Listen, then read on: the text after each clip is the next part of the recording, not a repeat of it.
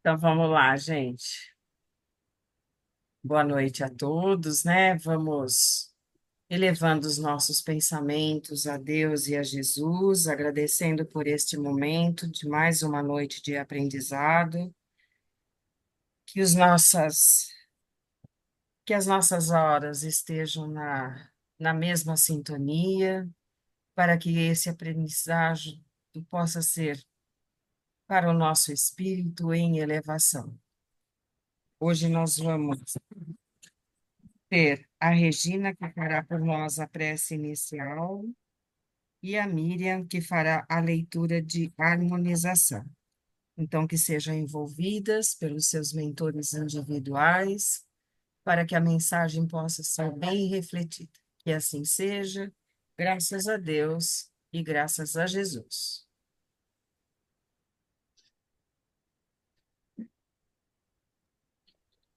Pai de infinita bondade, Jesus, nosso mestre, modelo e guia, agradecemos a oportunidade desse estudo, agradecemos a oportunidade da reencarnação e agradecemos a oportunidade de conhecer a verdade. Que possamos usufruir desse estudo no trabalho futuro, ou de dois em dois, como os apóstolos, ou formando um grupo de amigos e trabalhadores. Assim seja, graças a Deus.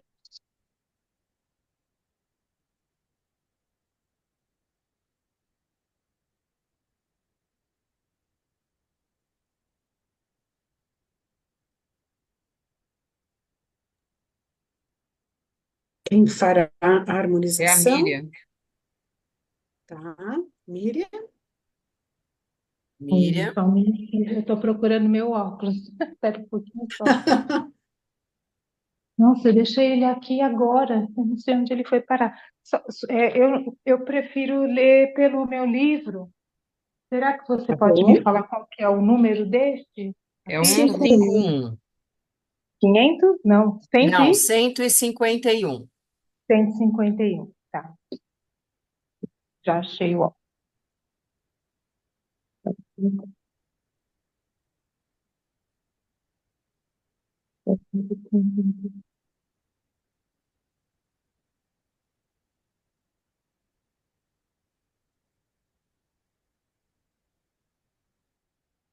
Ressuscitará.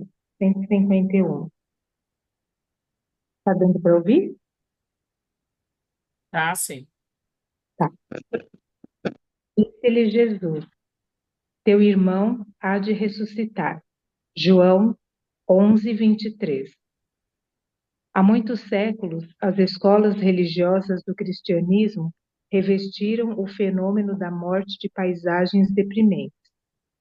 Padres que assumem atitudes hieráticas, ministros que comentam as flagelações do inferno, catafalcos negros e panos de luto. Que poderia criar tudo isso, senão o pavor instintivo e o constrangimento obrigatório? Ninguém nega o sofrimento da separação. Espírito algum se furtará ao plantio da saudade no jardim interior. O próprio Cristo emocionou-se junto ao sepulcro de Lázaro. Entretanto, a comoção do celeste amigo edificava-se na esperança, acordando a fé viva nos companheiros que o ouviram. A promessa dele ao carinho fraternal de Marta é bastante significativa. Teu irmão há de ressuscitar, asseverou o mestre. Daí a instantes, Lázaro era restituído à experiência terrestre, surpreendendo os observadores do inesperado acontecimento. Gesto que se transformou em vigoroso símbolo. Sabemos hoje que o Senhor nos reergue em toda parte, nas esferas variadas da vida. Há ressurreição vitoriosa e sublime nas zonas carnais e nos círculos diferentes que se dilatam ao infinito. O espírito mais ensombrado no sepulcro do mal e o coração mais duro são arrancados das trevas psíquicas para a luz da vida eterna. O Senhor não se sensibilizou tão somente por Lázaro. amigo divino, a sua mão carinhosa se estende a nós todos. Reponhamos, reponhamos a morte em seu lugar de processo renovador e enchei-vos de confiança no futuro, multiplicando as sementeiras de afeições e serviços santificantes. Quando perderdes temporariamente a companhia direta de um ente amado, recordai as palavras do Cristo. Aquela reduzida família de Betânia é a miniatura da imensa família da humanidade.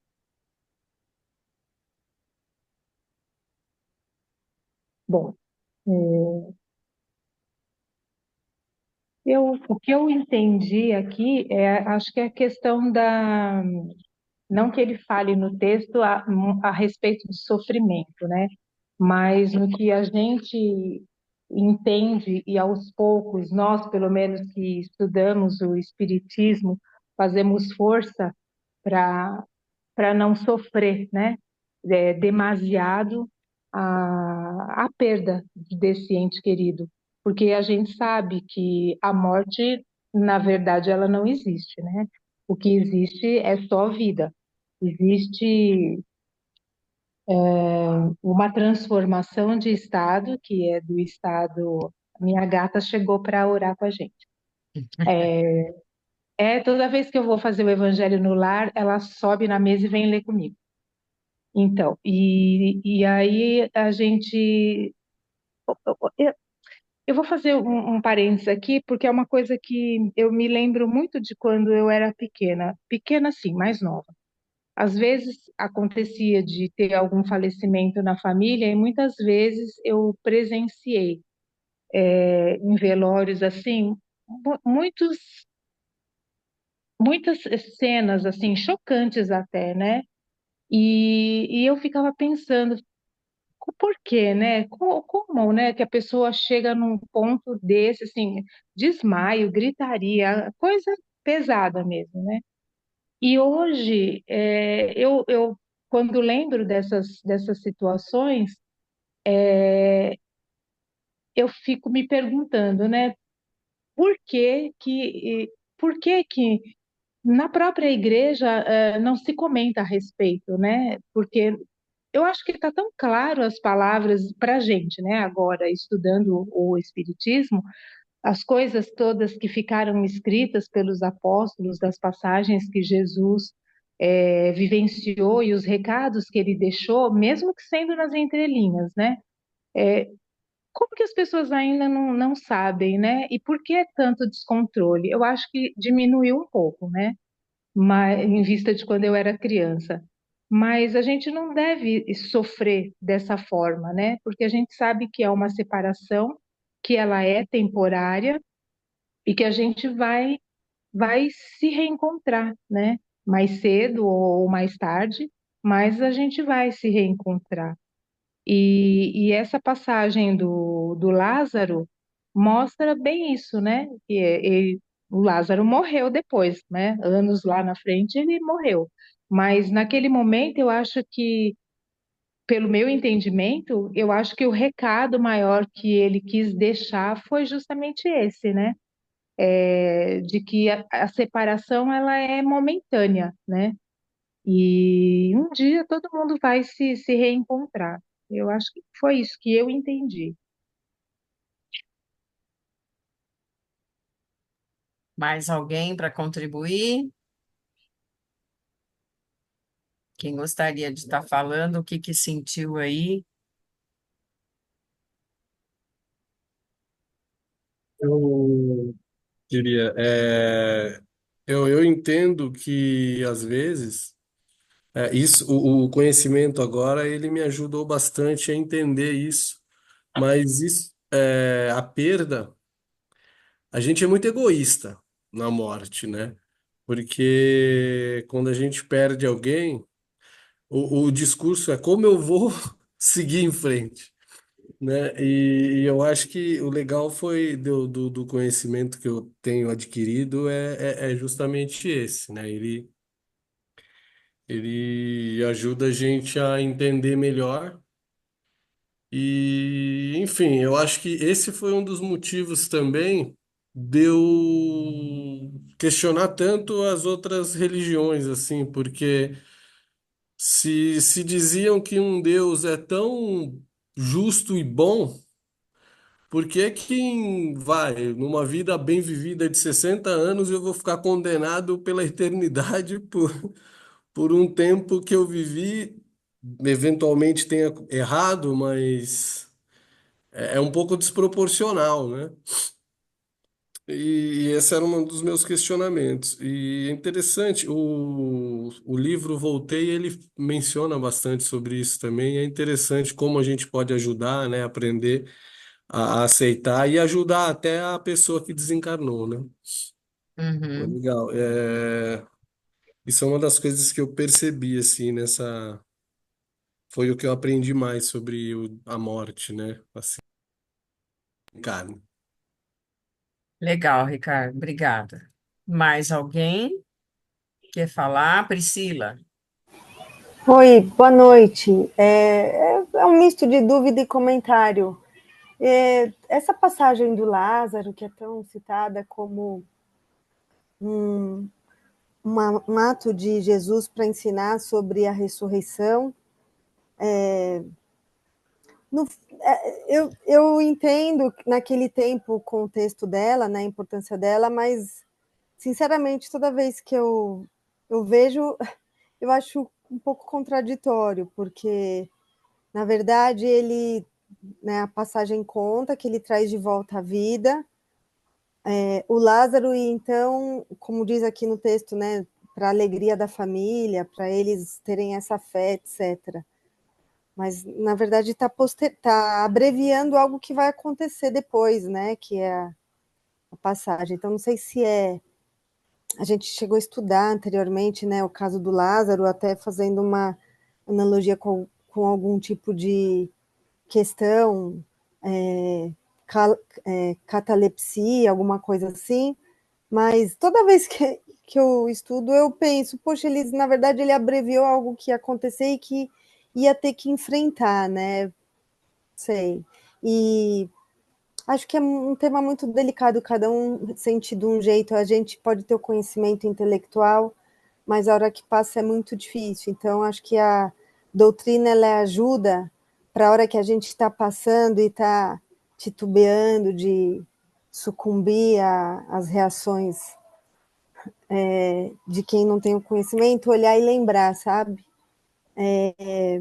Porque é muito difícil realmente a separação, né? A saudade, e a gente sente nos dois mundos. E a Miriam falou assim: o último comentário, com certeza a gente vai se encontrar, é um até breve, às vezes não, né? Tomara que a gente encontre os nossos entes queridos, mas a gente já estudou que às vezes, infelizmente ou felizmente, enfim, Depende às do vezes. desenvolvimento de cada um, depende da Exatamente, história de cada espírito, né? Voltando à exatamente. sua dúvida aqui, para a gente fechar e a Silvana começar a falar sobre o tema, Jesus, ele, na época, não era muito conhecido a catalepsia, que era o que o Lázaro estava tendo, era tido como morto, mas ele fica naquele estado latente, né, que a gente já viu isso no básico um, né, o ano passado, e que acontecia isso e as pessoas ainda não tinham esse entendimento. Mas o que Cristo quis demonstrar a Lázaro, esse ressuscitar, né? Não era, ele não disse para Lázaro, reencarna Lázaro. Ele disse, ressuscita Lázaro. E ele faz esse gesto por 3 vezes. Ele chama por Lázaro, levanta-te, Lázaro.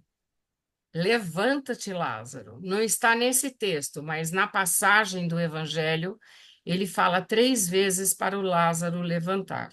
É a mesma coisa daqui, ressuscita.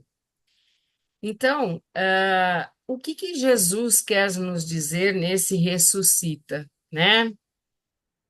Vamos lá, levanta e sacode a poeira, vamos lá. Tá na hora de você se reestruturar, está na hora de você renovar. Está na hora de uma nova oportunidade. Você está aqui, encarnado, e não chegou o seu momento. Então vamos lá, Lázaro, levanta-te.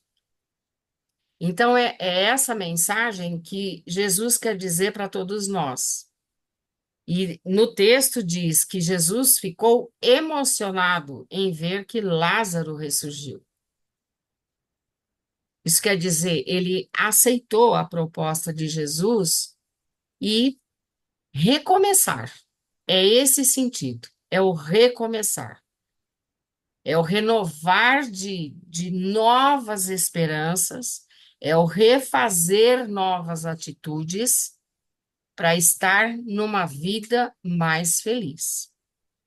Então, é esse o sentido. E é isso que Jesus espera de cada um de nós enquanto aqui encarnados. Porque nós ainda estamos encarnados. Nós vamos sentir falta, vamos dizer, o que a gente tem medo? A gente tem medo exatamente da passagem de um estado para o outro. É de deixar o corpo físico e perceber e se apropriar da nova etapa. Mas nós temos a nossa essência. Desculpa aqui os meus bichos. Nós temos a nossa essência que a gente vai levar para todos os estágios. E depende de cada um. Lógico, né? Que gostaria de estar com os meus entes queridos. Que saudade deles. Que saudade.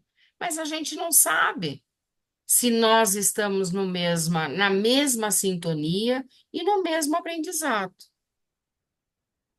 Né? Que saudade! Meu pai faleceu muito cedo, meu pai tinha só 53 anos. Ele teve uma breve existência, mas ele deixou tantas marcas, tantas coisas boas. Então, a gente fica pensando, lógico, era meu pai. Quanta saudade eu tenho dele. Lógico que quando eu fizer a minha passagem, eu gostaria de estar encontrando e matar a saudade do abraço que ele dava na gente.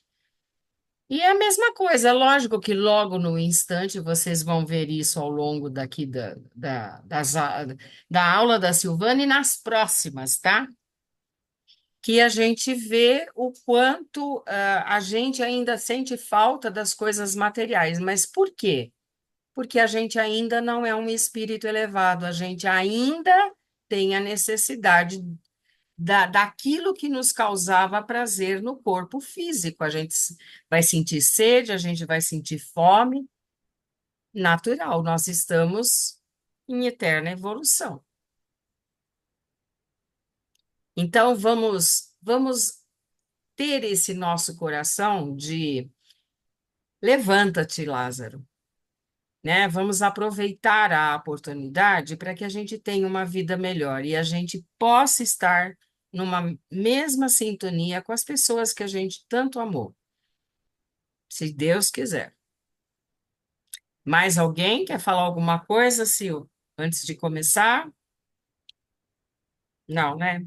Então vamos lá, gente, ó, fechando, eu vou estar fechando o microfone de todo mundo. Você abre o seu, tá, Sil, para Sim. Espera só um pouquinho, deixa eu tirar aqui, que aí eu consigo.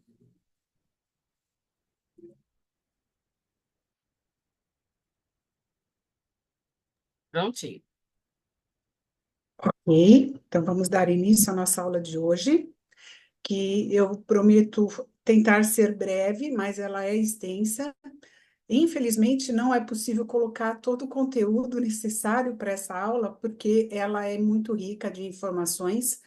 Apesar deste livro ser um dos livros considerado menos lidos da coleção, né, dessa parte da codificação. Porém, é muito importante que a gente tente entender essas passagens, né? Nós vamos voltar um pouquinho na mitologia grega, mas não muito. Eu tive que tirar algumas coisas, porque senão teria ser, acho que seria umas 3 aulas aí para a gente dar sequência, né? Opa, são situações importantes para nós entendermos esse processo, né? Então, no livro O Céu e o Inferno, nós vamos estar vendo a primeira parte, no capítulo 4 e 5, que fala sobre o inferno, o purgatório e também o limbo, né? Então, vamos lá. Logo no início, é citado pelos espíritos superiores, na introdução, a seguinte informação. A 30 de setembro de 1863, eles disseram: chegou a hora de a igreja prestar contas do depósito que lhe foi confiado, da maneira como praticou os ensinamentos do Cristo, do uso que fez da sua autoridade, enfim, do estado de incredulidade a que conduziu os espíritos. Então, aqui ele já está dando uma introdução, não que seja totalmente a questão de toda essa alegoria que a gente vai estar verificando, que seja a igreja em si, né, somente, mas em alguns fatores que eles estavam se referindo. Fala do processo lógico também de Kardec, que a comparação do inferno pagão com o inferno cristão é um dos mais eficazes trabalhos da mitologia comparada que se conhece. A mitologia cristã se revela mais grosseira e cruel que a mitologia pagã. E sobre o livro, né? A leitura e o estudo sistemático deste livro se impõe a espíritas e não espíritas, a todos os que realmente desejam compreender o sentido da vida humana na Terra. Esse trabalho é hoje sancionado pelas investigações recentes, não só no meio espírita, mas também no campo das investigações parapsíquicas. Quem nos fala isso é Herculano Pires, na introdução deste livro, ok? Em 1973. Falamos primeiro sobre o inferno, no capítulo 4. No item 1, fala-se da intuição das penas futuras. Da mesma forma que a compreensão do céu dependia do conhecimento e desenvolvimento da ciência, o inferno também não foge à regra. Por intuição, todos os povos da antiguidade acreditavam que a vida futura devia ser feliz ou infeliz, de acordo com o bem ou o mal que se tivesse feito nesse mundo.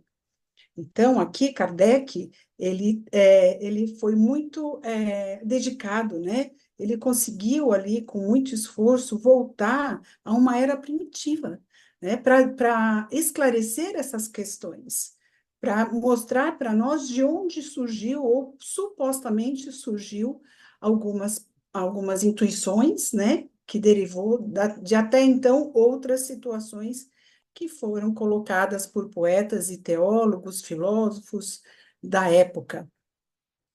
Então, aqui os povos guerreiros acreditavam na era primitiva, né, na felicidade, atrelando-se à bravura. Os caçadores na abundância da caça, os sensuais aos prazeres da voluptuosidade. Mas, ligados à matéria, imaginou que deveria comer ou beber no outro mundo de forma melhor e servindo-se de coisas melhores. Essas eram as sensações que eles tinham de princípio, né? Mas eles traziam com ele aquela intuição da vida futura, né? Que logicamente também alguma questão que vai aflorar de penas, né? Mais tarde, as crenças foram misturando a materialidade com a espiritualidade, desenvolvendo-se os conceitos de bem-aventurança contemplativa e de inferno de torturas físicas, ou seja, do céu e o inferno. Este inferno é o reflexo das maldades humanas, mas em maior proporção. Então, aqui, o que ele está nos passando e relatando são informações antes e durante, né, após, né, a parte do cristianismo. Reuniu todas as torturas, todos os suplícios, todas as aflições que encontrou na terra. Então, de acordo com a região onde cada um vivia, era onde tinha a tendência aquele pensamento, né? Então, regiões de clima quente, eles imaginavam o quê? Um inferno de fogo, enquanto que nas regiões boreais, né, onde tem o gelo, eles tinham a sensação de que o inferno era de gelo. O inferno era, portanto, de penalidades materiais. E com aquela pequena diferença, ele é semelhante em todas as religiões. Então, assim, existia esse pensamento de uma forma geral, algumas diferenças sim, mas não muitas. Mas vocês veem, né, que esse foi um dos fatores, um dos lugares em que eles falaram de espaço físico, né, que era algo material, o inferno, e, e aqui o inferno em dois lugares, vamos dizer assim. Mas nós temos aí lugares, religiões, eu acredito, ou mesmo, como é que a gente pode falar? Que não são bem religiões, mas levam o pensamento de ter vários infernos, né? Seitas. Seitas, muito obrigada, isso mesmo, né? Que qualificam aí outros andares aí, né? Na mitologia grega, ele entra explicando a importância, né? O porquê da mitologia grega aqui. Ela surgiu na Grécia Antiga por volta de 700 anos antes de Cristo. Foi o conjunto de mitos e crenças que existia na cultura e na religiosidade dos gregos antigos. Seus principais registros foram feitos por Homero e Hesíodo, ou seja, dois poetas gregos. Principais registros, tá bom, pessoal? Mas existiram outros também. Então, aqui como exemplo, Homero escreveu Ilíada e Odisseia, que narram a guerra de Troia e o retorno do herói Ulisses para sua terra natal. Enquanto Hesíodo escreveu Teogonia, que elabora a genealogia dos deuses e explica a origem dos titãs e dos gigantes. Poxa, mas como assim? Isso existiu, né? Mas aqui fala-se com muita verdade, né? Com muita veracidade. Se é mito, é um acontecimento para eles. E assim, o inferno era um lugar subterrâneo para onde vão as almas dos mortos.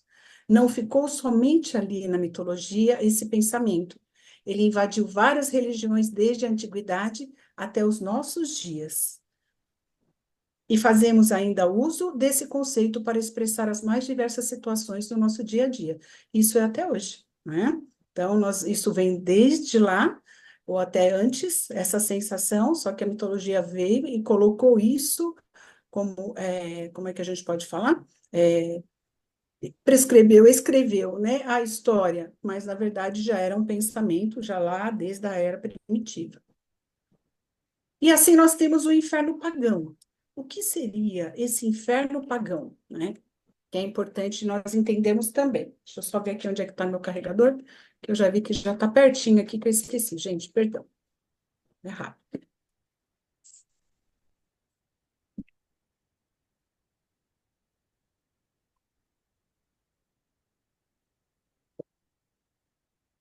Os fundamentos do que se fala do inferno pagão, que é até então, dessa época que nós estamos falando, nos referindo, né?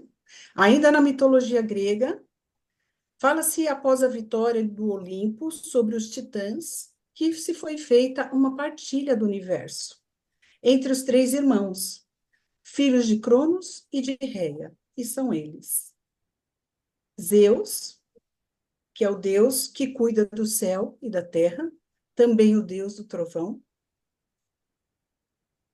Poseidon, que é Netuno, que é o deus do mar, que cuida das águas, é o deus das águas; e Hades, né? Ou Plutão, que seria na questão, acho que romana, essa Hades, acho que é na questão grega.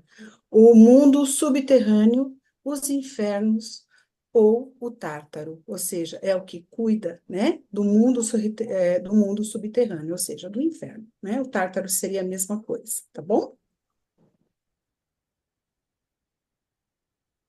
Então, na mitologia grega, tem lá o reino de Hades, que é um mundo inferior, que é o mundo dos mortos, né?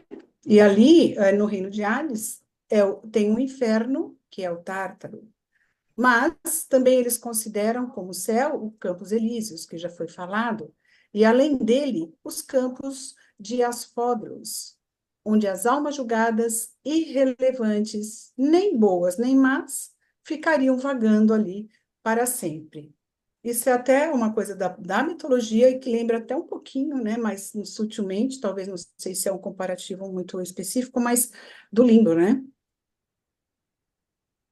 E aqui também fala-se de inferno nesta palavra hebraica, que é Geena, inferno para os hebreus. Então, fala-se alguma coisa no Antigo Testamento, né? E no Novo, Jesus também fala alguma coisa a respeito dela em suas citações, né? Então, por isso que nós trouxemos para cá essa informação. Deixa eu só clicar aqui, gente.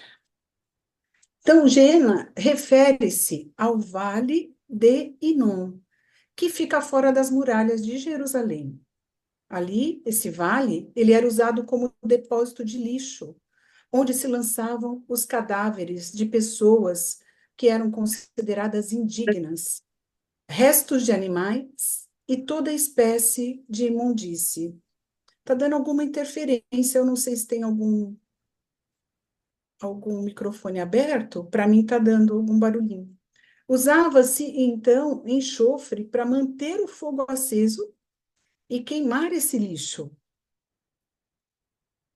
Mas Jesus usou também esse vale, mas como um símbolo da aplicação da lei divina, inscrita em nossa consciência. Aqui Jesus já vai nos trazer uma forma diferente, né, de ver e de pensar com relação ao nosso próximo, não de uma forma tão esclarecida, porque até então eles não tinham ainda entendimento, né, e a ciência também não estava avançada. A gente vai falar sobre isso para que se pudesse comprovar alguma coisa. A lei de justiça. Ali ele pôs a lei do amor e da caridade, muito contrário ao que se fazia lá, não é? Então, em Mateus, no capítulo 18, 9 e 23, versículo 33, e se teu olho te escandaliza, arranca-o, atira-o para longe de ti. Melhor é que entres com um só para a vida do que tendo dois olhos seres atirado na gena de fogo. Poxa, mas Jesus falando do inferno, como assim, né?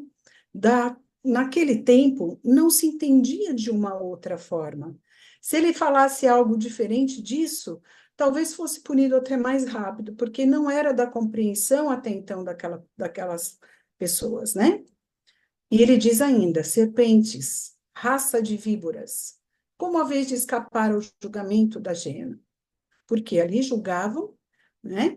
Imagina o sofrimento, né, das pessoas que eles achavam que mereciam aquele inferno. Em Lucas, capítulo 12, versículo 4 e 5, ele ainda diz: meus amigos, eu vos digo, não tenhais medo dos que matam o corpo, e depois disso nada mais podem fazer. Mas mostrarei a quem deveis temer. Temei àquele que depois de matar tem o poder de lançar na gena. Sim, eu vos digo, a este temei. Então, aqui ele se refere a quem, né? Não é aquele que matou, mas à espiritualidade, ao nosso Pai, que não é vingativo, mas que de uma forma de aprendizado para aquele filho, para aquela criança, que ainda em estado de ignorância, precisa de alguma forma passar por aquele processo, porque ele está vendo. E é nesse sentido que ele se referiu a todos. Ora, também a língua é fogo. Como o mundo do mal, a língua é posta entre os nossos membros, maculando o corpo inteiro e pondo em chamas o ciclo da criação, inflamada, como é pela gena. Olha o poder, né, do falar. Eu lembro que minha mãe comentava, né, que a língua, ela é tão perigosa que ela fica entre grades, né, que são os nossos dentes. Não era muito bem isso, mas era mais ou menos essa palavra, essa frase que ela citava, né, de algum lugar que também ela leu. Mas é bem isso, né, nós temos realmente que policiarmos para os nossos, porque tudo que nós estamos, de alguma forma, falando ou fazendo, a gente pode agir um mal muito, criar um mundo aí muito ruim para nós, né? E a Não gente só para nós, pensa, mas para filha, né? o que a gente pensa, a gente vai Uhum. falar e depois a gente É, vai agir. Então, exato, sempre temos que lembrar, né? Vigiai e orai, para que a gente não exatamente. tenha essas línguas de fogo realmente para não estar condenando. E a gente não pode Exato. esquecer que se a gente condena, nós também vamos ser condenados. Que em todo momento, né, a gente possa ter Sim, é esse o que a gente pede no sentimento, Pai Nosso, né? esse Que eu perdoe pensamento as de que ofensas como eu tenho é, ofendido. É bem isso. que a É gente bem possa isso. ter essa língua de uma forma diferente, que seja o Sim, outro sim, que fogo, né? seja de E não amor, esse né? destruidor, né? Que Tá. seja de palavras de conforto e de amor. Tem muitas maneiras mesmo. Assim nós vamos continuando, né? Que Kardec aqui ele faz um comparativo do inferno pagão e do inferno cristão. E então na primeira parte ainda, no capítulo 4 ele fala sobre as aventuras de Telêmaco, filho de Ulisses. Eu não sei se alguém, porque eu sei que tem alguém na nossa sala que já fez filosofia, né? Eu cheguei a fazer também muitos anos, mas, nossa, não lembro mais. Que é uma citação que Kardec quis trazer para entendimento nosso sobre a forma como alguém, né, que foi Fénelon, na verdade, que também está não só nesse livro, mas que foi ele mesmo quem fez, mas principalmente ele está conosco, né? Até hoje no Evangelho, eu acredito que também no livro dos Espíritos, dos Médiuns, ele está na Gênesis. Então, assim, ele é um espírito de grande inteligência, intelectual, moral, e que desde então, desta época, ele também já estava, né, trazendo aí umas mensagens muito importantes para a época, para os reis. E só que eu cheguei até tentar fazer um resumo disso, mas ele é muito longo, então eu vou pedir para vocês fazerem essa leitura, verem como que é. Parece um pouco complexo, mas vão devagar, né? Vão tentando entender ou buscando mesmo um resumo, porque ele é bem interessante. E também é mais um fator. Nós tivemos lá a mitologia na questão de alguns pensamentos, de deuses e tudo mais, né? Aqui também é algo que ele vai estar, como eu posso dizer para vocês, direcionando, ele está sendo um conselheiro eu vou até, deixa eu ver se vai entrar aqui, senão eu vou procurar para vocês. O conhecimento do inferno pagão nos é fornecido pela narrativa dos poetas. Então, ele é um dos que vem trazer para nós informações muito importantes, né, sobre essa questão, que Homero e Virgílio, dele, deram a mais ampla descrição. E a descrição de Fénelon, no Telêmaco, posto que é extraída na mesma fonte, tem a simplicidade mais concisa da prosa. Então, aqui nesse caso, ele nos coloca, deixa eu até ver aqui onde é que está Fénelon. Ele Ele deu uma grande contribuição, né, para o entendimento e para a visão desse inferno, né, que nessas culturas aí da cultura greco-romana. Então, quem que era Fénelon, né? Ele foi um homem de grande destaque na sociedade francesa, porque além de poeta e escritor, membro da Academia Francesa de Letras, ele era bispo. Olha que interessante, né? E ele tinha um pensamento muito avançado para as questões políticas, também quanto para os métodos da educação. Então, ele tinha, evidentemente, ele era diferente do então adotado pela igreja na época, né? Tanto que nesse livro, ele demorou um tempo para poder publicá-lo, né? E quando publicou, acho que para revelar o nome dele, acredito que tenha sido após só o desencarne dele.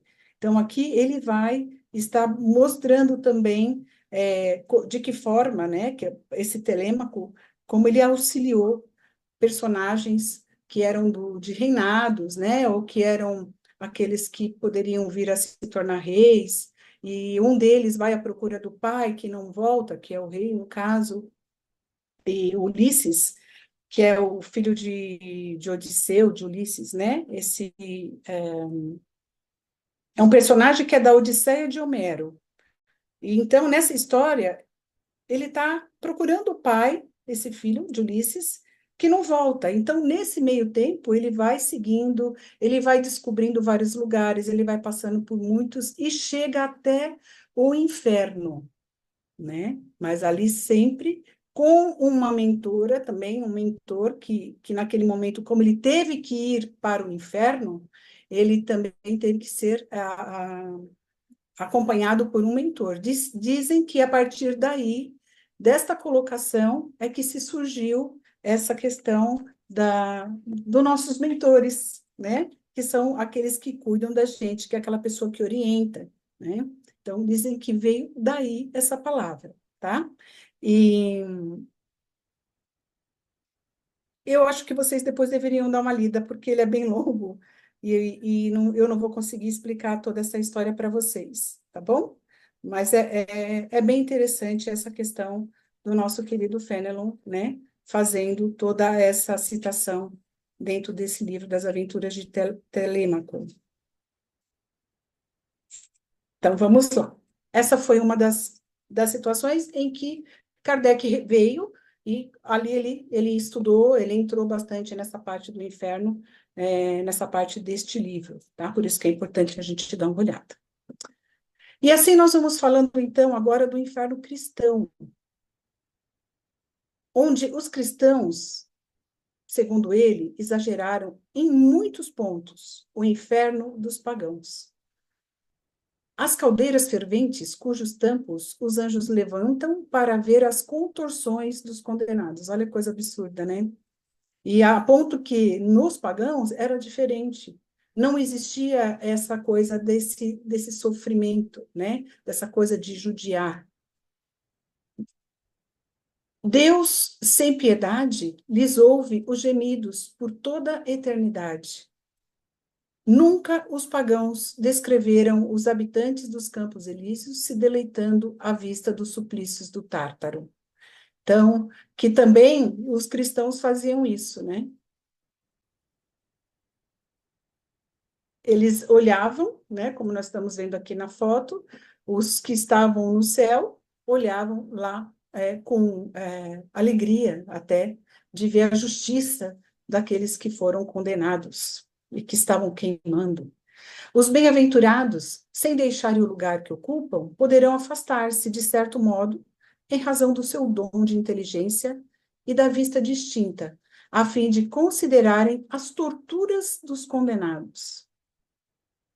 Isso São Tomás de Aquino nos falando, no céu e inferno. E vendo-os, não somente serão insensíveis à dor, mas até ficarão repletos de alegria e renderão graças a Deus por sua própria felicidade, assistindo à inefável calamidade dos ímpios. Porque ele pensava assim, né? Não só ele, Santo Agostinho também, mas porque na época era o que eles acreditavam, né? Hoje, graças a Deus, já de uma forma muito abrangente, já teve esse progresso, né, de entendimento e nos auxiliam. Resumo da opinião dos teólogos, então, sobre o inferno, né, os teólogos da época. Deus terá, portanto, sem cessar, esses condenados à mão, para impedir que o fogo se extinga em seus corpos, consumindo-os, e querendo que contribuam permanentemente por seus suplícios para a edificação dos escolhidos. Indubitavelmente, há hoje, no seio da própria igreja, muitos homens sensatos que não admitem essas coisas à risca, vendo nelas simples alegorias, cujo sentido convém interpretar. Mas até então, àquela época, a forma como se alimentavam os seus pensamentos, as suas atitudes, por tudo que acontecia, então eles achavam que isso era justo, né? Que deveria se ser desta forma. Foi colocado assim pela igreja, né? Que para tirar a vantagem sobre algumas condições na época e situações, eles resolveram, inclusive, lançarem aí as informações sobre as crianças, né? Uma cobrança aí. Criaram os livros, porque até então não existia, nunca se ouviu falar a respeito dele também. Então, os limbos, as crianças que desencarnam em terra-idade, não tiveram tempo de praticarem mal.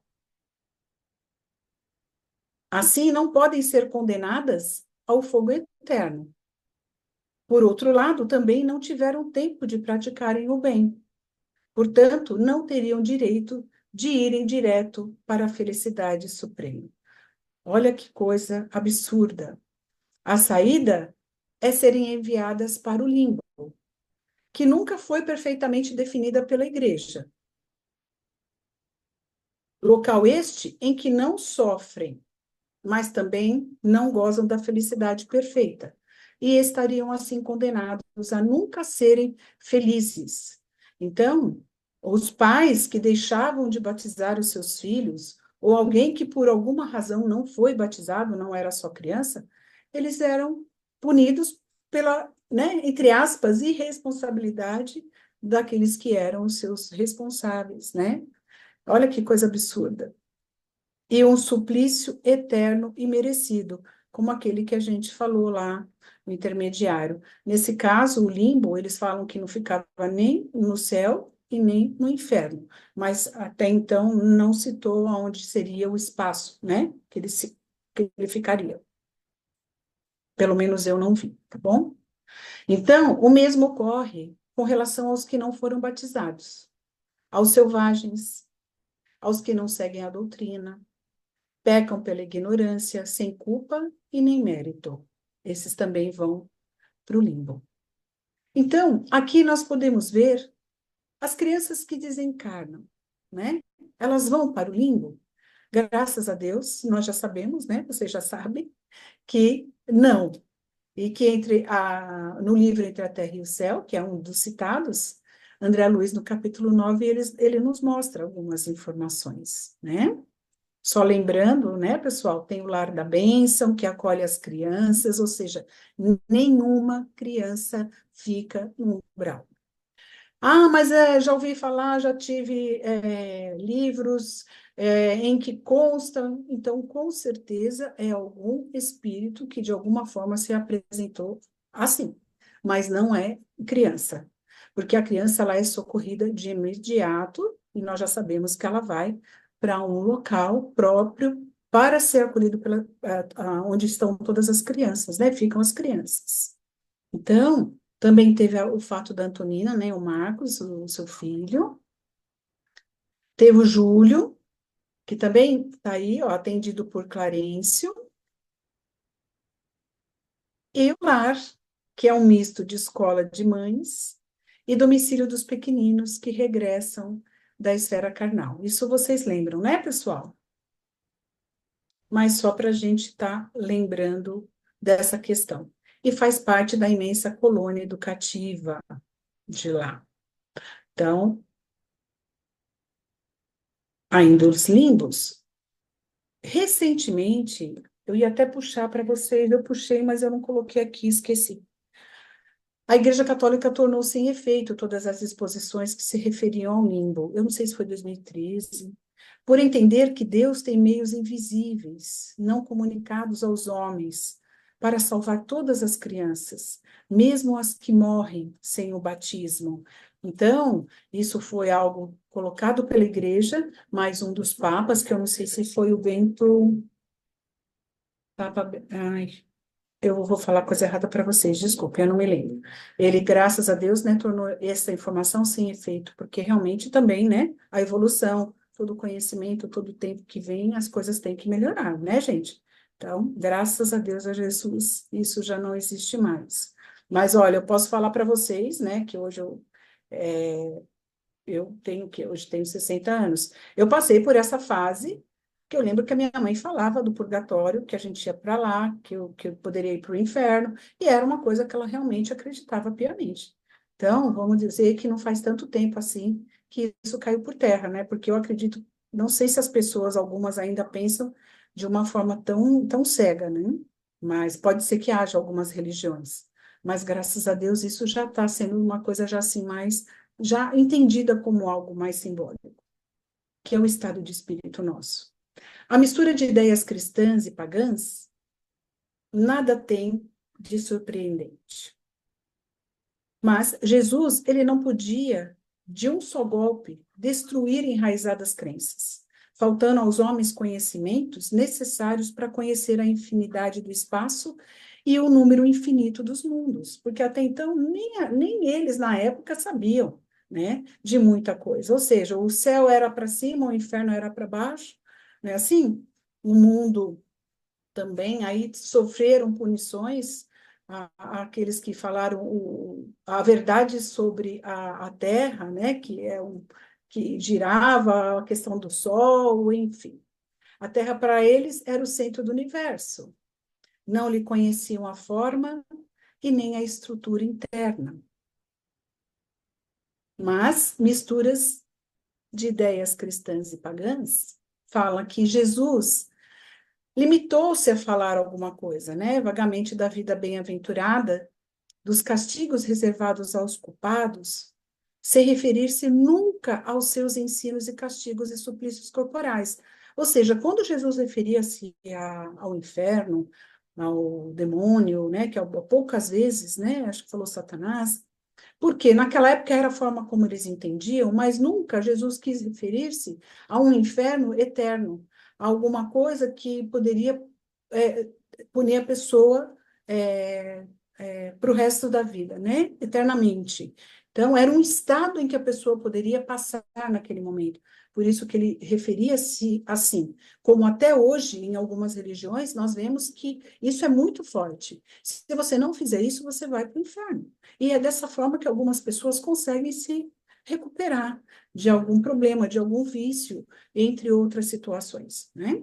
Então, é nesse Silvana, sentido aqui que no Jesus... chat, a Luciana e o Renato Prado, eles colocaram que foi o Papa Bento XVI em 16 2007. mesmo? 7? 2007. Ai, muito obrigada. Então, eu tinha puxado e eu esqueci de colocar aqui. E a minha memória, minha amiga, não está muito bem, meus queridos. Muito obrigada. Então, vamos lá. Então, por que Deus não revelou toda a verdade, né? Desde o princípio? Isso também nós já sabemos, mas Kardec coloca aqui para nós que não se deve ensinar a uma criança o que se deve ensinar na vida madura. A revelação restrita era suficiente em certo período de desenvolvimento da humanidade. E à medida que os espíritos desenvolvem a sua inteligência, Deus permite que seus enviados possam completar a revelação da verdade. Então, aqui é uma coisa até interessante para a gente refletir, né? Se eu perguntar para todo mundo, falar assim, gente, todo mundo agora, quando desencarnar, quer ir já direto para o paraíso, né? Qual que é o nosso primeiro impacto, o pensamento que a gente vai falar? Claro, por mim, se eu puder pular fase, estou lá. Agora, você imagina eu chegar lá com o entendimento de um ser, né, que está no mundo de provas e expiações, num lugar que não sei nem se existe um corpo, espírito, eu digo, né? Que esse corpo fluídico, eu não sei nem se aparece. Eu não vou conseguir nem acho que eu não vou conseguir nem enxergar os nossos irmãos superiores, né? De ordem crística, espíritos puros. Aí é essa criança, somos nós. Nós não podemos pular fase. Nós devemos passar todo o processo de aprendizado.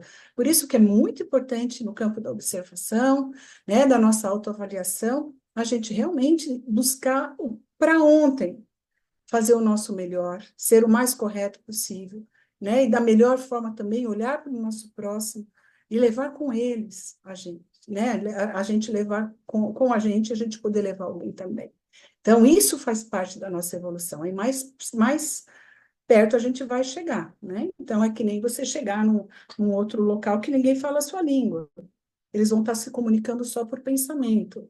Então, assim, nós não vamos caber lá, né? Então, é nesse sentido que a gente precisa entender. Mas, ainda, muita coisa a gente ainda, né? Com o tempo a gente vai amadurecendo as informações, e muita gente ainda pensa dessa forma. A localização. Como o homem poderia compreender que no espaço não existe nem alto e nem baixo, né? Naquela época, o que o céu não está acima das nuvens e nem limitado por estrelas. Então, não tinha como.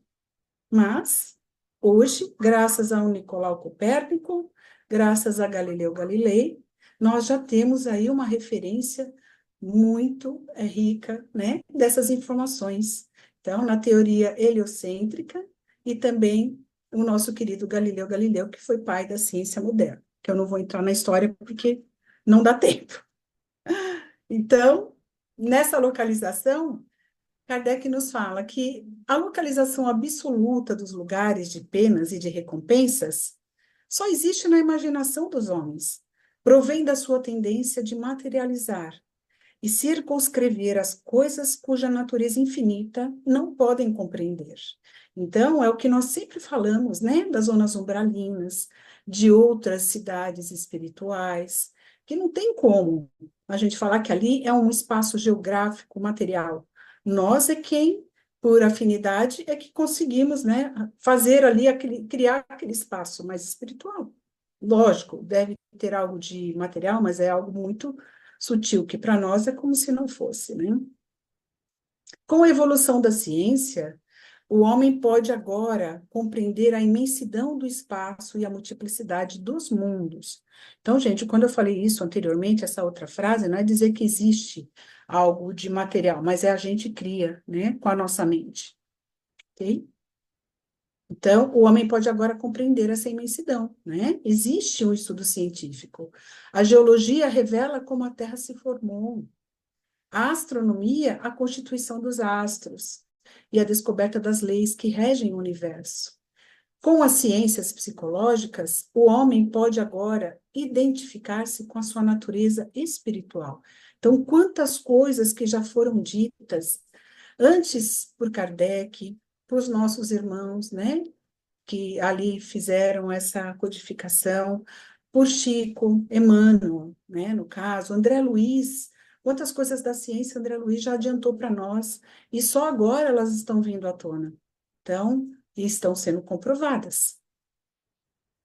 E assim, nós podemos ver também na Bíblia, né, algumas citações que falam-se a respeito disso, da misericórdia divina.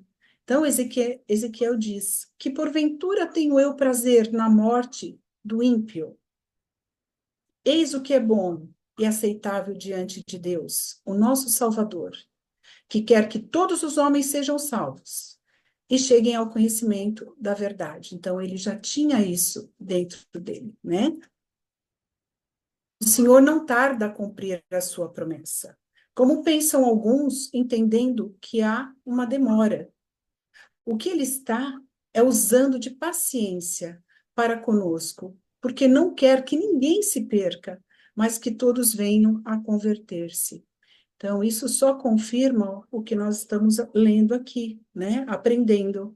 Como é importante nós passarmos o nosso passo a passo, degrau por degrau, de entendimento, né?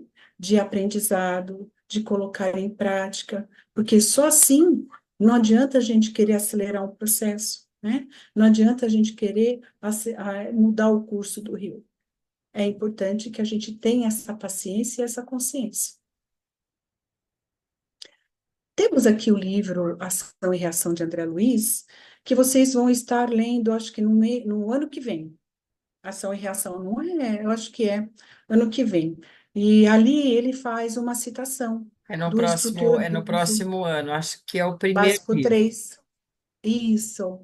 Bem interessante esse livro, né? Onde vocês vão estar vendo aí algumas informações também a respeito. Mas a gente já traz aqui sobre o instrutor Druso, que diz: asseguro-lhes assim que nas zonas infernais, propriamente ditas, apenas residem aquelas mentes que, conhecendo as responsabilidades morais que lhes competiam, delas se ausentaram deliberadamente com o louco propósito de ludibriarem o próprio Deus.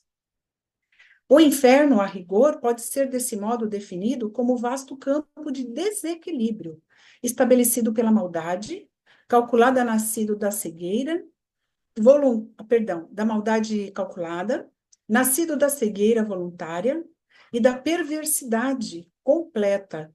Aí vivem domiciliados, às vezes por séculos, espíritos que se bestializaram, fixos que se achavam na crueldade e no egocentrismo. Então, infelizmente, nós temos ali Valério, aquele livro do Valério, Um Caso de Obsessão, onde é muito, não sei se você já leu, Márcia, mas se alguém leu, né, da nossa turma, ele é um livro Já que li. ele coloca muito firme, muito forte essa informação, né, porque existem sim, né, infelizmente, espíritos que estão lá, ainda estão ainda com a luz muito apagada, não querem sair de lá e lideram um lugar aonde também outros que chegam e por afinidade acabam convivendo com esses espíritos e se tornando até mesmo escravos, né? Então, eles O, ficam por muito tempo. esse livro Valério, ele está incluído no Mediúnico 2. Ah, então legal. Então, gente, não precisa ler agora, por favor. Deixa para o É, Mediúnico 2. Mediúnico 2, é o primeiro livro. Ótimo. E constituindo, porém, larga província vibratória em conexão com a humanidade terrestre, de vez que todos os padecimentos infernais são criações dela mesma, esses lugares tristes funcionam como crivos necessários para todos os espíritos que escorregam nas deserções de ordem geral, menosprezando as responsabilidades que o Senhor lhes outorga, né? Então, infelizmente, é isso, essa conexão, tanto espiritual quanto aqui, acaba fazendo essa ligação, né? Todos os lugares infernais surgem, vivem e desaparecem com a aprovação do Senhor, que tolera semelhantes criações das almas humanas, como um pai que suporta as chagas adquiridas pelos seus filhos e que se vale delas para ajudá-los a valorizar a saúde. Então, não é difícil, às vezes, a gente tentar entender esse processo de que, muitas vezes, alguém sofre e a gente fala, ai, Deus não é justo. Ele é justo, ele é pai, ele ama. E nós, quando temos, às vezes, casos na família, ou até mesmo conosco, de uma situação assim, né? Enquanto pai e mãe, temos que suportar as indiferenças e a negação daquele ente querido que está fazendo coisas que não são corretas. Então, como que a gente vai tirar isso daí? Né? É só na dor mesmo. E então, infelizmente e felizmente, é o que aqui ele nos coloca, né? Que nós temos que ter sempre a aprovação e o apoio do nosso pai, mas nós temos que fazer a nossa parte. As inteligências consagradas à rebeldia e à criminalidade, em razão disso, não obstante admitirem que trabalham para si, permanecem a serviço do Senhor, que corrige o mal com o próprio mal. Por esse motivo, tudo na vida é movimentação, para a vitória do bem supremo. Então, independente disso, tudo sempre é para melhor, mas depende de cada um de nós, né? Cada um de nós, os espíritos endividados, em renascendo na carne, transporta consigo para o ambiente dos homens uma réstia do céu, que sonha conquistar, e um vasto manto do inferno que plasmou para si mesmo. Então, nós mesmos é que temos que sair desse local plasmado por nós, né? Quando não temos força suficiente para seguir ao encontro do céu, que nos confere oportunidade de ascensão até ele, retornamos ao inferno, que nos fascina a retaguarda, ou seja, quando falhamos, retornamos, porque nós mesmos é que estamos plasmando isso para nós, né? A nossa própria energia é o que nós vamos atrair para nós. Sim, São prepostos das inteligências angélicas que não perdem de vista as plagas infernais, porque ainda que os gênios da sombra não o admitam, as forças do céu velam pelo inferno que a rigor existe para controlar o trabalho regenerativo da Terra. Então, é um lugar que precisa ainda estar até que eles resolvam sair de lá, né? Então, com o consentimento do nosso Pai, esse espaço existe. Assim como o doente exige remédio, reclamamos a purgação espiritual, a fim de que nos habilitemos para a vida nas esferas superiores. O inferno para a alma que o erigiu em si mesma é aquilo que a força constitui para o mental. Ali ele se apura e se modela convenientemente, ou seja, né? Aqui ele já está falando o quê? De um purgatório, né? De uma purgação. Então, que pode ser lá na espiritualidade ou até mesmo aqui. É o burilamento, né?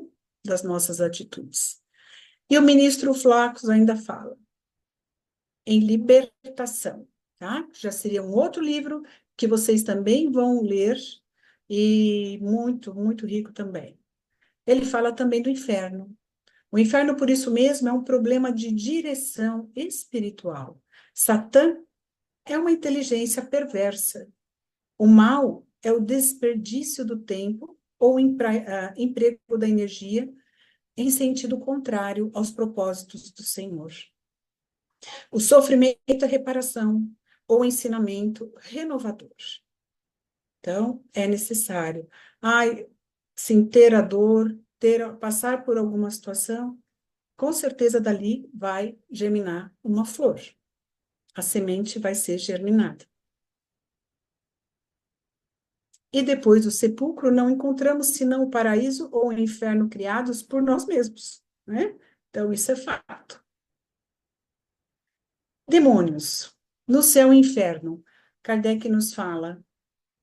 Demônio, ele é, então, um anjo decaído, como nós ouvimos, né, falar, enquanto outros também falavam que o demônio também era um anjo superior, ele não é decaído e também não é superior, né?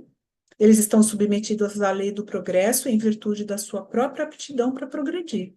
São espíritos imperfeitos, que ainda, por serem muito inteligentes, mas para o mal, moralmente ainda não são elevados.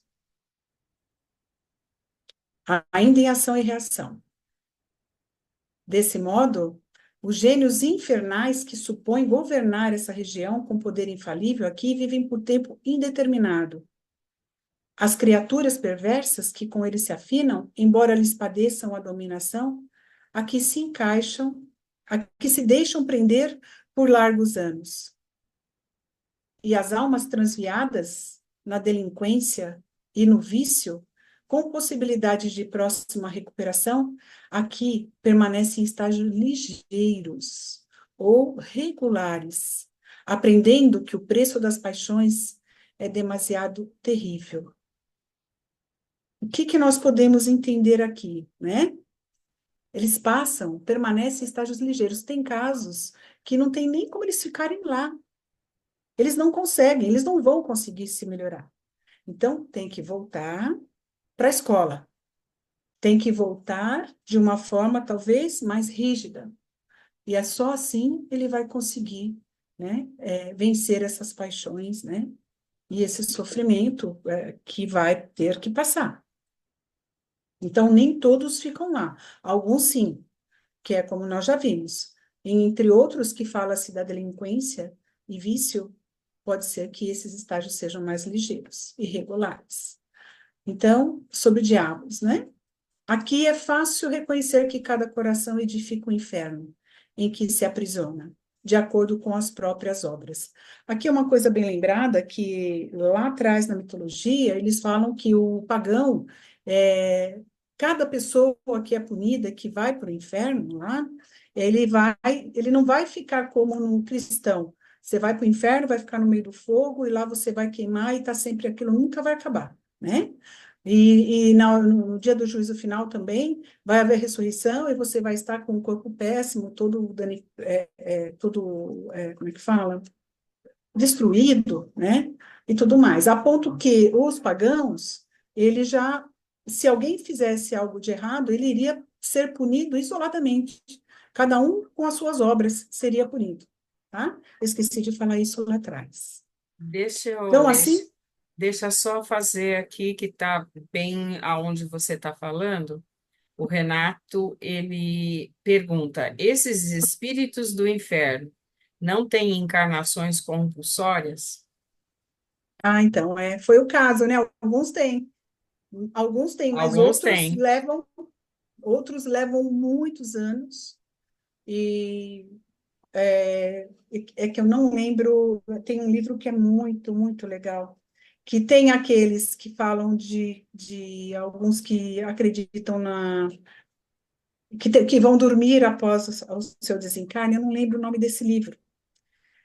Eu E também não tem, estou lembrando. e quando eles acordam na espiritualidade, todos perdidos, correndo, outros, né? Enquanto outros estão lá como líderes, né?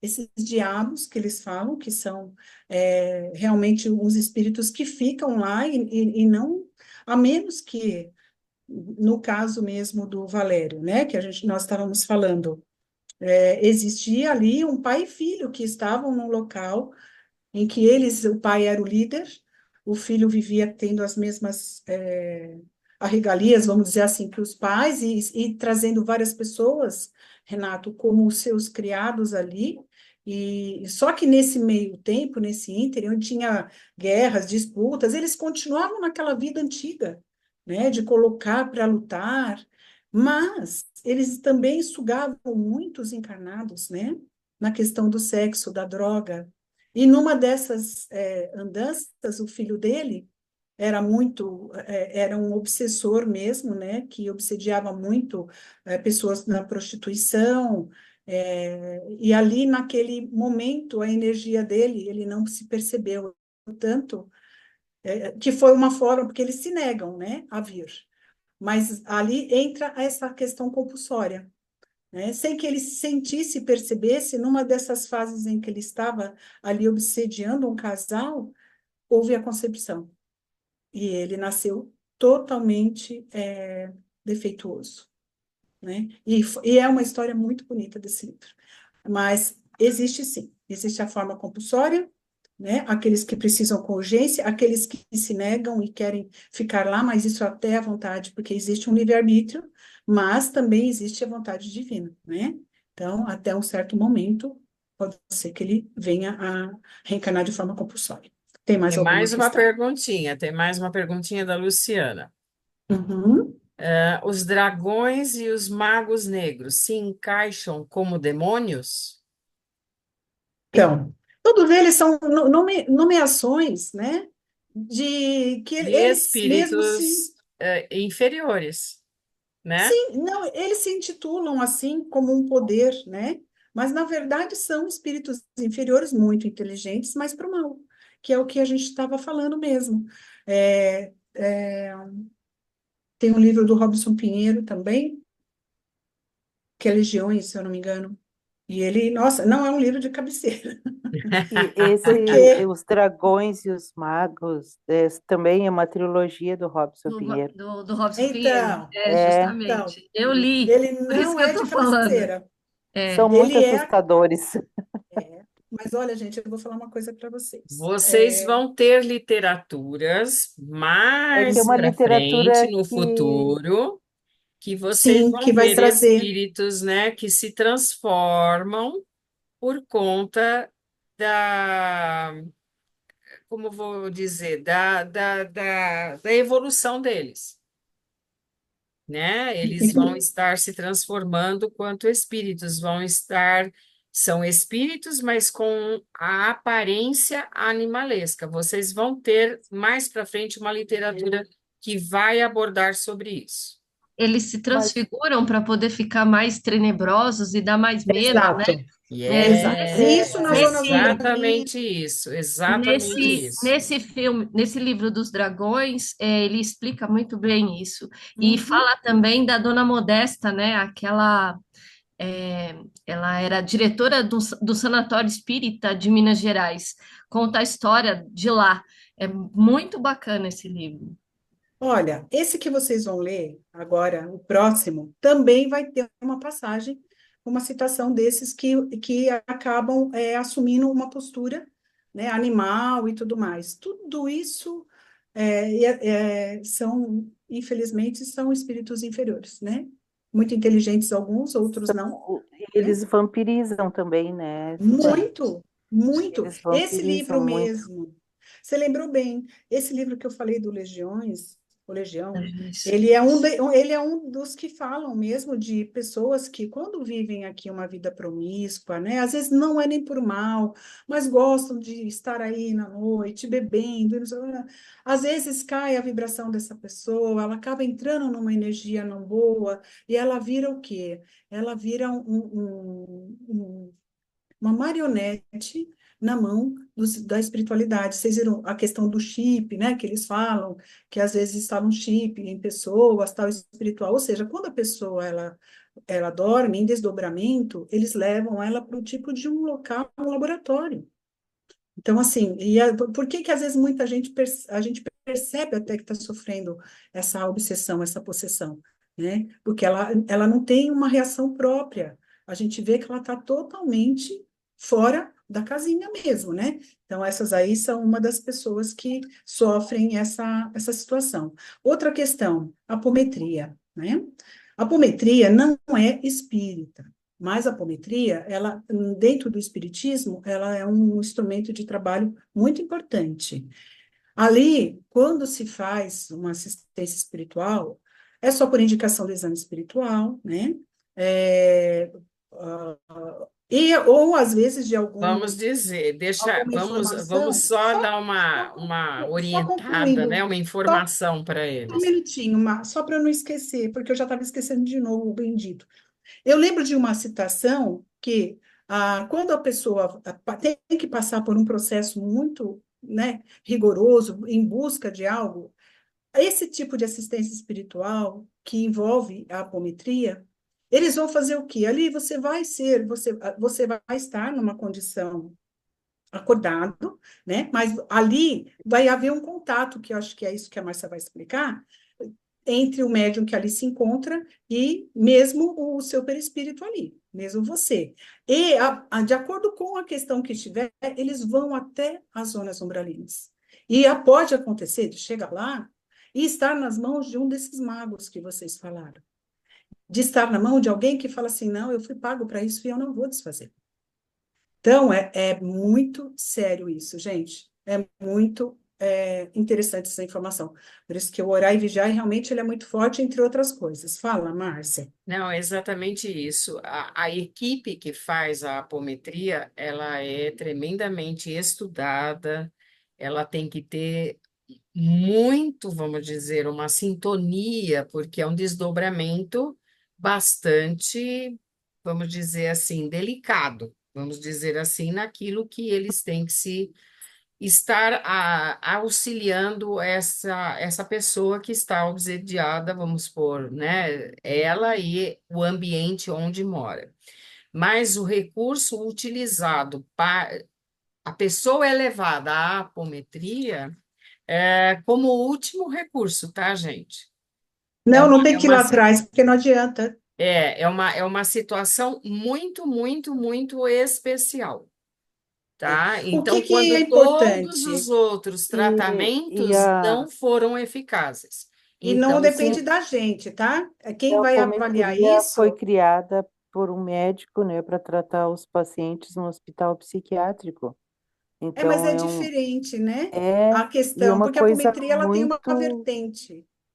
e é muito sério o que a gente vê muito, muito sério. pessoas despreparadas Sim, fazendo esse trabalho de apometria, porque é um trabalho tem. de perispírito para perispírito. Então, é muito perigoso isso, né? Sim. E as pessoas não se dão conta desse perigo. Elas ficam à mercê Então, dos espíritos. É assim, Nájila, nessa questão, dentro do que nós estamos falando, dentro de um trabalho mediúnico, tá? Porque é o que eu falei, a apometria, ela não é uma coisa Sim, espírita, ela não é né? espiritista, ela é um trabalho Então, ali diferente. é como o Chico fala, é um dos casos, tem que tocar lá de cima, né? Se a gente precisa de algum apoio, de alguma assistência, vamos para o DEPOI. Porque até no começo do ano, eu lembro que o Luiz comentou com vocês alguma coisa de que, não, se precisar, pode falar com a diretora de doutrina. Não, é pelo DEPOI que vai encaminhar para o exame espiritual, e lá ela sim, se a quem fizer esse tratamento, né, a quem fizer passar por essa são triagem, etapas, vai para o ali é que DEPOI, do você vai DEPOI faz o realmente saber se você tratamento. vai conseguir fazer ou não. Entendeu? Lá eles é que vão dizer, não, olha, tem que ser apometria. Ou vai dizer, não, você só vai fazer um X, Y, Z. Então, é importante. Eu só falei isso para vocês, gente, porque para vocês saberem que realmente existe, esse tipo de problema, né? Que é o que até o Renato estava perguntando alguma informação a respeito, e vocês comentaram, existe de fato zonas muito, né, trevosas, né, que a gente fala, que pode acontecer mesmo de estar alguma coisa muito linkada lá, tá bom? A Luciana está comentando aqui que são poucas casas espíritas que fazem apometria. É exatamente por isso, Luciana, é muito perigoso, tá? Seriedade, E né? a Ludmila fala, ela dá um exemplo dela aqui que ela já fez no GEMP. Uhum. Então, ela é muito bom. E é isso, né? Quando dá certo, o que eles falam é Aí ótimo. já começou a curiosidade. E como foi para você? Olha, gente, nós podemos falar isso depois, mas uma aula mais tranquila, que eu acho que ainda deve ter muito material, ainda falta um pouquinho, né? E eu tô com medo de não dar tempo, tá bom? Mas a gente pode tentar falar um pouquinho mais da apometria, viu? Vamos lá. Falando do purgatório, né? Então, estávamos no inferno. Então, podemos observar que no Evangelho não há nenhuma citação do purgatório. Ele foi admitido pela Igreja em 563 depois de Cristo. É um dogma mais racional e mais conforme a justiça divina de Deus que o inferno. Estabelece penas menos rigorosas e mais aceitáveis para as faltas de mediana gravidade. Então, sem o purgatório, haveria somente duas alternativas: a felicidade absoluta, que nem todos mereceriam, ou o suplício eterno, pelo qual igualmente os pequenos delituosos sofreriam os mesmos suplícios dos perversos. Por falta de referência, é o melhor local de pagamento de penitência, ainda mantendo a ideia do inferno apenas atenuado. Isso é, né, para os cristãos, ok, gente? Para a igreja. As almas não podem sair do purgatório por mérito ou conta própria. Depende da virtude das preces que fazem por eles ou mandam fazê-las. Por exemplo, a missa de sétimo dia e a missa de mês. Como consequência, tornou-se boa fonte de renda, melhor ainda que o inferno. Então, dentro do que nós estamos falando aqui, vocês concordam que as almas, elas só conseguem sair se for com preces, que elas não conseguem sair de lá por mérito? Elas não conseguem sair de lá por conta própria? Teria que se fazer a missa de sétimo dia e todo mês para que conseguisse salvar essa alma? Algo para a gente pensar. Seu lugar nunca foi determinado, nem definidas claramente as penas impostas. Nem podiam. E somente a revelação da pluralidade das existências é que viria a explicar as misérias da vida terrena. Se a alma fosse perfeita, não cometeria faltas e não teria que sofrer consequências.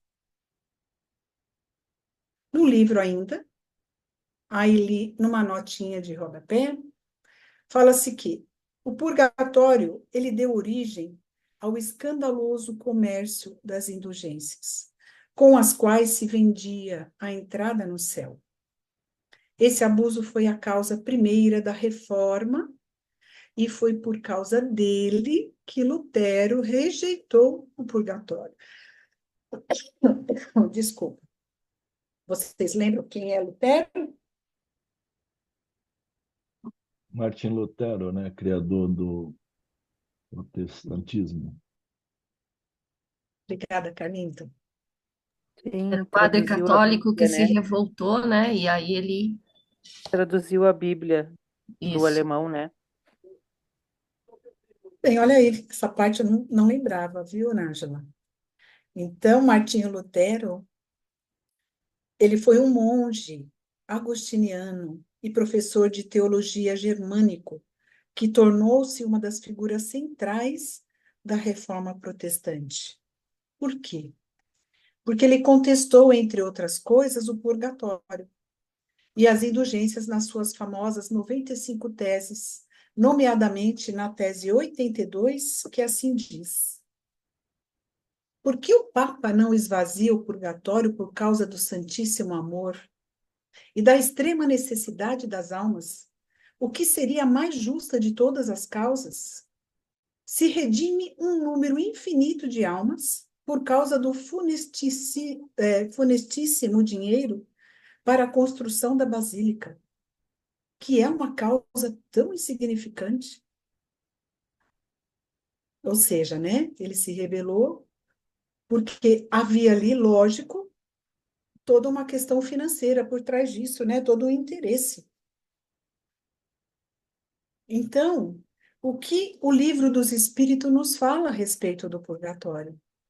Porque uma forma era como eles falavam, passavam, né? Mas o Espiritismo, ele já vê de uma forma muito mais clara. Dores físicas e morais. É o tempo da expiação. É quase sempre na terra que fazeis o vosso purgatório e que Deus vos faz expiar as vossas faltas. Ou seja, nós estamos no mundo de purgação, de expiação. Um mundo em que nós vamos tentar fazer o quê? Essa limpeza, muito diferente, né, da forma como se fala.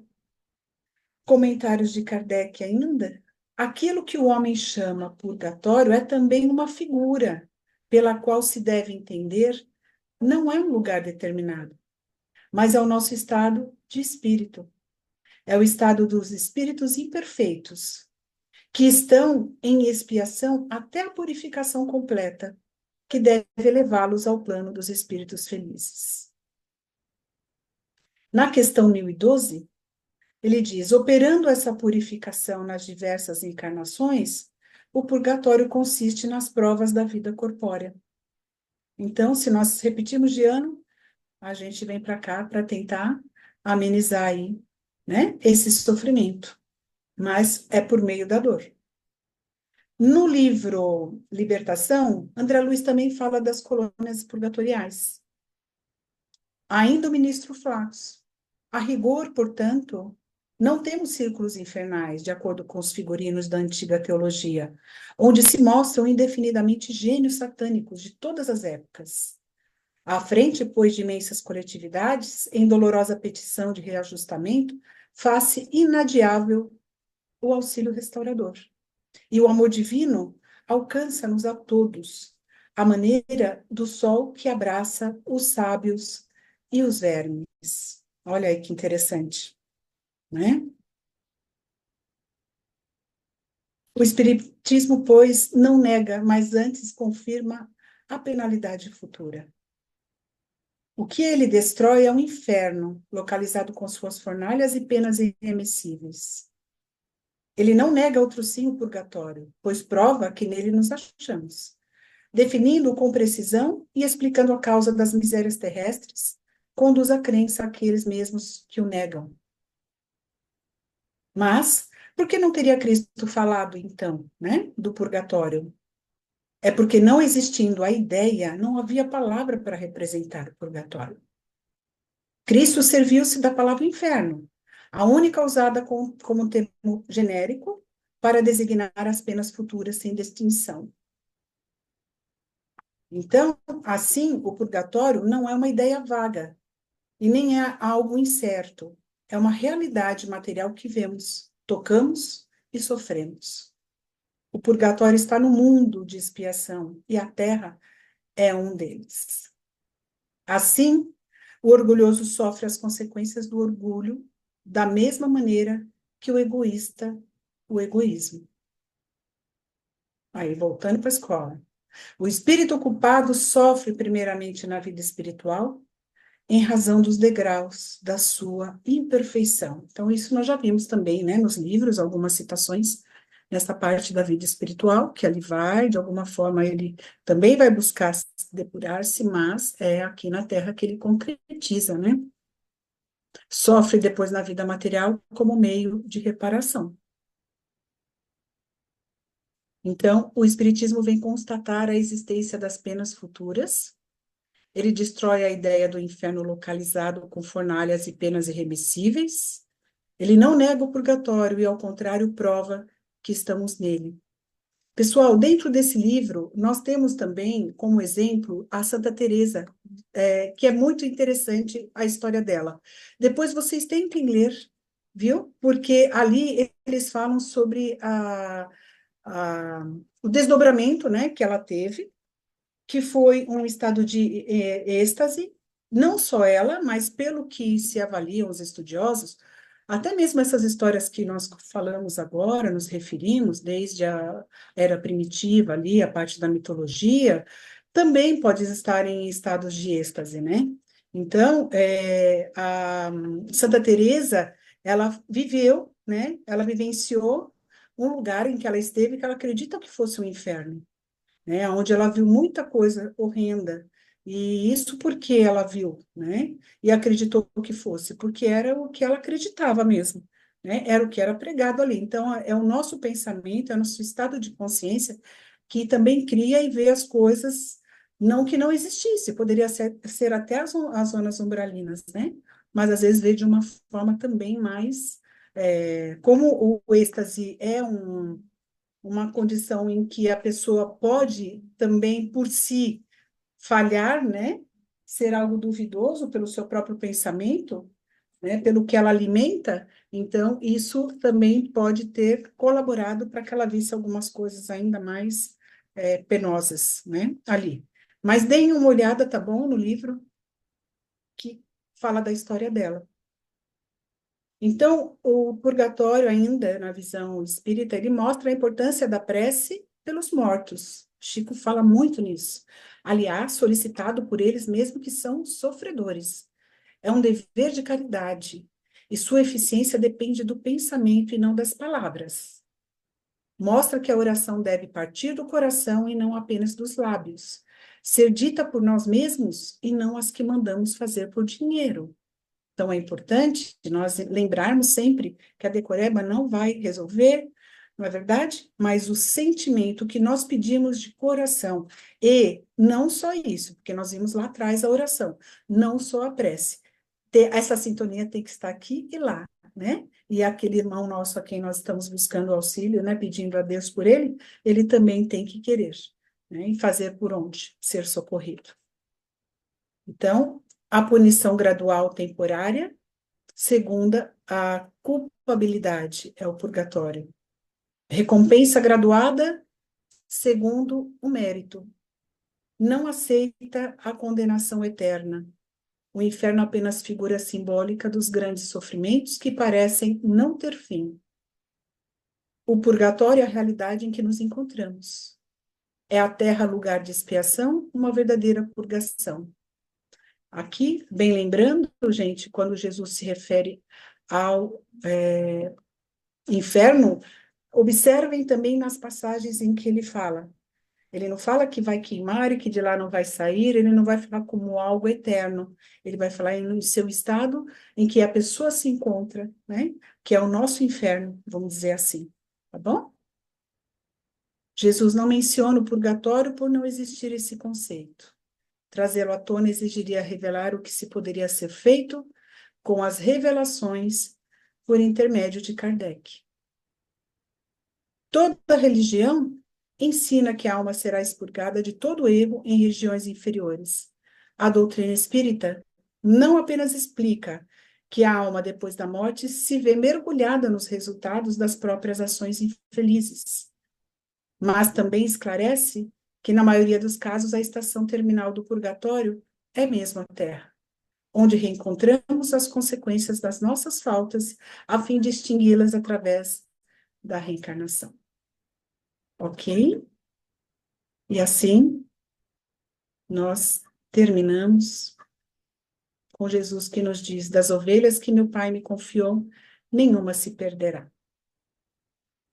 É isso, meus queridos. Alguma dúvida? Alguma coisa a dizer?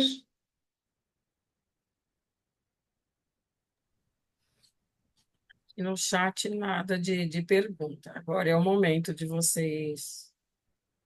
Uhum. Olha, eu apertei errado aqui, perdão. Deixa eu só tirar. Só, Saí de... só compartilhar uma coisa. Estava falando de Santa Teresa d'Ávila, né, do que ela viu, tudo. Aí me veio na memória, né?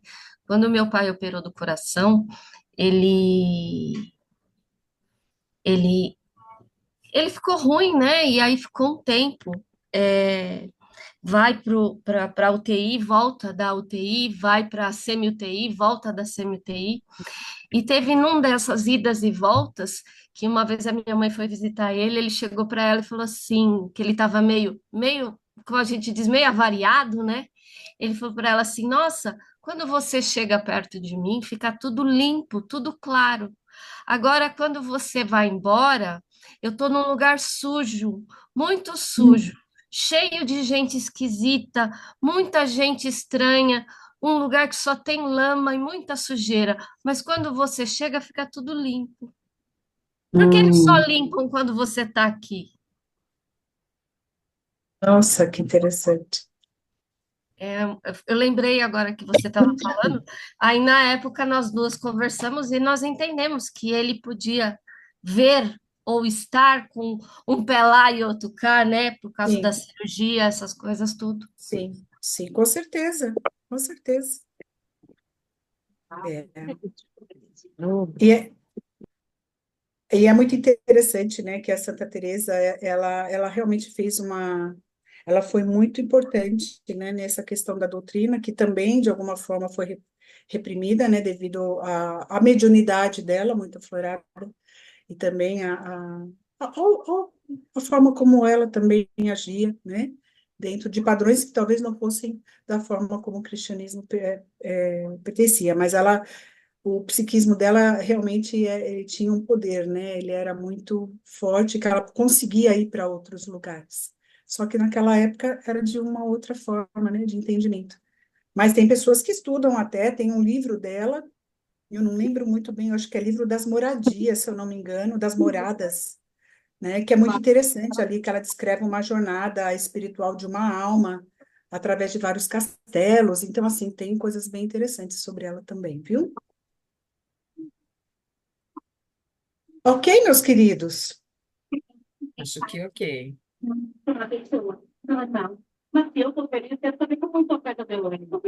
Livro que cita Santa Teresa? Não, é o livro, esse agora, do Céu e Inferno. E o livro dela mesmo, que você está falando, é um livro que é a obra dela mesmo. Eu só precisava ver aqui o nome dele, que eu não sei se eu estou com ele aqui. Mas eu sei que eu tenho. Livro das Moradas mesmo.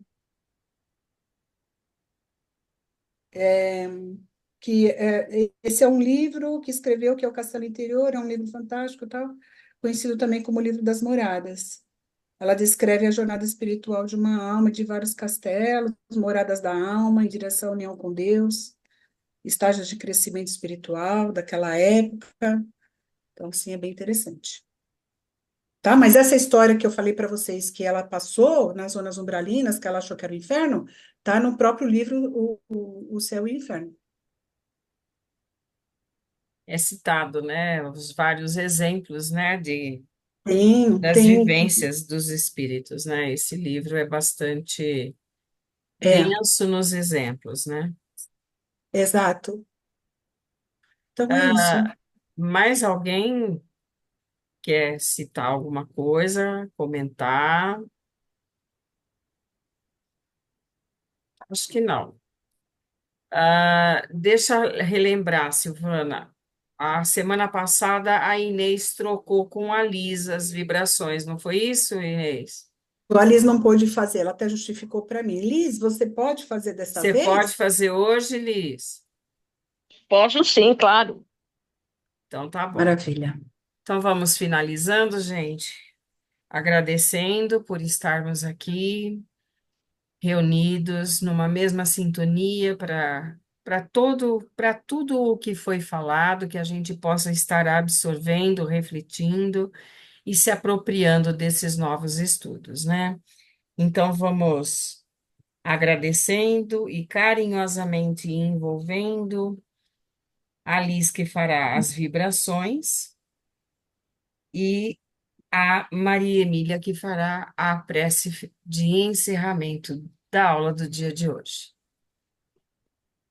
Em tranquila serenidade e confiantes no Divino Amigo Jesus, abramos o coração em vibrações de amor, paz, harmonia e fraternidade, para que possamos colaborar na construção de um mundo melhor. Vibremos para que haja paz no mundo e no Brasil e que todos os governantes sejam realmente auxiliares de Jesus. Vibremos por todos os enfermos, inclusive aquele que conhecemos em particular.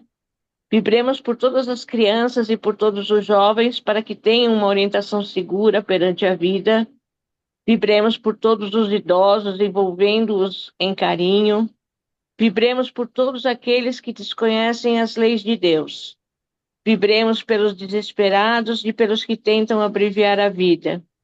Vibremos por todos aqueles que estão desempregados para que tenham esperança e certeza de dias melhores.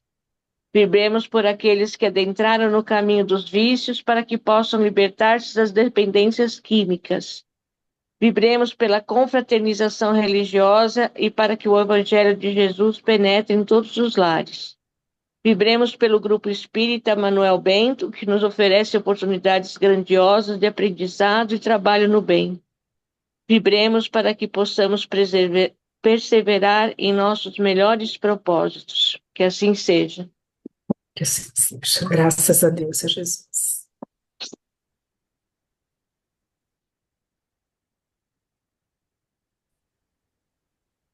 Nós vamos, então, encerrar a nossa aula de hoje e eu vou ler uma oração que ela se chama Oração de um Contador de Histórias.